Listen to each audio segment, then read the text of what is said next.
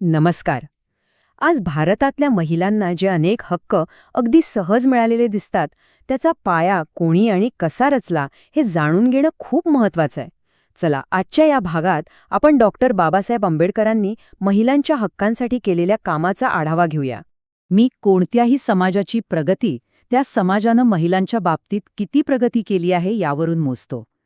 हे फक्त एक वाक्य नाहीये.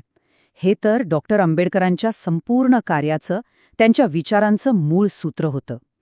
आणि हाच विचार त्यांच्या महिला सक्षमीकरणाच्या कामाचा एक भक्कम आधारस्तंभ बनला. मालमत्तेचा हक्क असो, घटस्फोटाचा अधिकार असो किंवा मग समान कामासाठी समान वेतन, आज हे हक्क आपल्याला अगदी सामान्य वाटतात, नाही का? पण ह्या सगळ्या हक्कामागे खूप मोठा संघर्ष दडलेला आहे.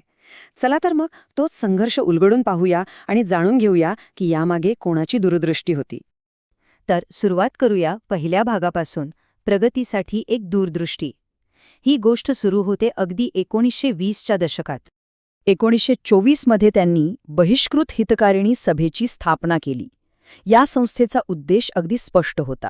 समाजातील जे वंचित, दुर्बल घटक आहेत आणि विशेषतः महिला, त्यांना शिक्षण आणि सामाजिक सुधारणांच्या माध्यमातून सक्षम बनवणं. आता यातली सगळ्यात इंटरेस्टिंग गोष्ट काय होती माहितीये? त्यांनी फक्त मोठमोठी भाषणं दिली नाहीत, तर महिलांना स्वतःच्या प्रगतीसाठी काय करायचं ह्याचे अगदी ठोस, प्रॅक्टिकल मार्ग सांगितले.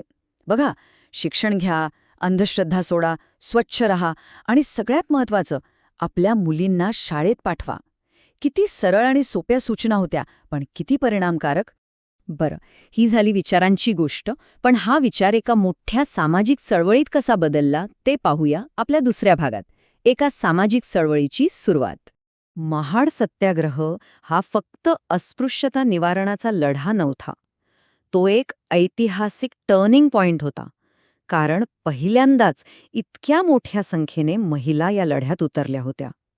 त्यामुळेच याला भारतातल्या महिलांच्या सामाजिक चळवळीची खरी सुरुवात मानलं जातं. आणि तिथे आलेल्या महिलांशी बोलताना त्यांनी दिलेला संदेश तर बघा.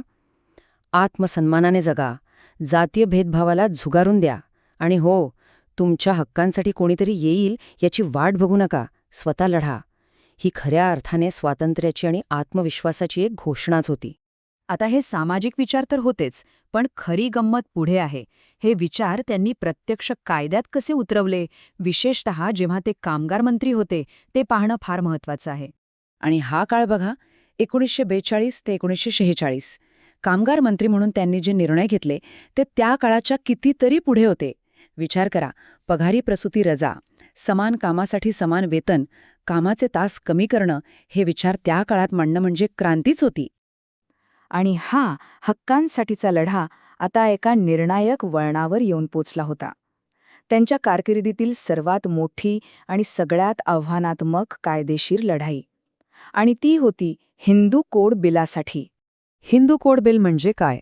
तर हा एक धाडसी प्रयत्न होता महिलांना त्यांच्या वैयक्तिक आयुष्यात, म्हणजे लग्न, घटस्फोट, वारसा हक्क यांसारख्या गोष्टीत व्यापक कायदेशीर अधिकार देण्याचा. जरा कल्पना करून बघा, एकाच कायद्याने महिलांना काय काय मिळणार होतं? वडिलांच्या मालमत्तेत वाटा, घटस्फोट घेण्याचा अधिकार, पुनर्विवाह करण्याचा हक्क आणि मूल दत्तक घेण्याचा अधिकार. हे सगळं एकाच बिलामध्ये. पण हे बिल पास होऊ शकलं नाही. आणि ह्या गोष्टीचा त्यांच्यावर इतका खोल परिणाम झाला की या बिलाच्या अपयशाचा निषेध म्हणून त्यांनी भारताच्या पहिल्या कायदामंत्रीपदाचा राजीनामा दिला. आपल्या तत्वांसाठी पदाचा त्याग करणं हे खरंच खूप मोठं आणि धाडसी पाऊल होतं. पण गोष्ट इथेच संपली नाही. जरी ते मूळ बिल पास झालं नसलं, तरी त्यातली जी तत्त्वं होती ती इतकी महत्त्वाची होती की पुढे जाऊन तीच तत्त्वं वेगवेगळ्या कायद्यांच्या रूपात मंजूर झाली.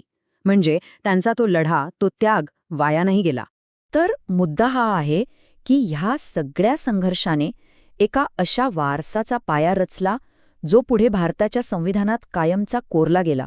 संविधानाचा मसुदा बनवण्यात त्यांची भूमिका किती मोठी होती हे आपल्याला माहीतच आहे. आणि त्यात त्यांनी महिलांच्या हक्कांसाठी कायदेशीर कवचकुंडलं तयार केली. जसं की कलम 14 जे म्हणतं कायद्यासमोर सगळे समान, कलम 15 जे लिंगावरून भेदभाव करायला मनाई करतं, आणि कलम 39 जे समान कामासाठी समान वेतनाची हमी देतं. त्यांचा हा समानतेचा लढा फक्त कायद्यापुरता मर्यादित नव्हता. त्यांनी जात आणि लिंग भेदभावातून मुक्तीसाठी एक आध्यात्मिक मार्गही दाखवला. 1956 साल नागपूरच्या दीक्षाभूमीवर लाखो लोकांनी बौद्ध धम्माची दीक्षा घेतली आणि यात हजारो महिलाही होत्या. त्यांच्यासाठी हा फक्त धर्मांतराचा क्षण नव्हता, तर जात आणि लिंगभेदावर आधारित असमानतेतून बाहेर पडून एका समानतेच्या पातळीवर येण्याचा एक मार्ग होता. तर डॉक्टर आंबेडकरांनी तर अनेक दशकांपूर्वीच समानतेचा एक भक्कम कायदेशीर पाया रचून दिला. आता आपल्यासमोर प्रश्न हा आहे की आजच्या काळात आपण त्या पायावर आणखी मजबूत इमारत कशी उभी करू शकतो, यावर नक्कीच विचार करायला हवा.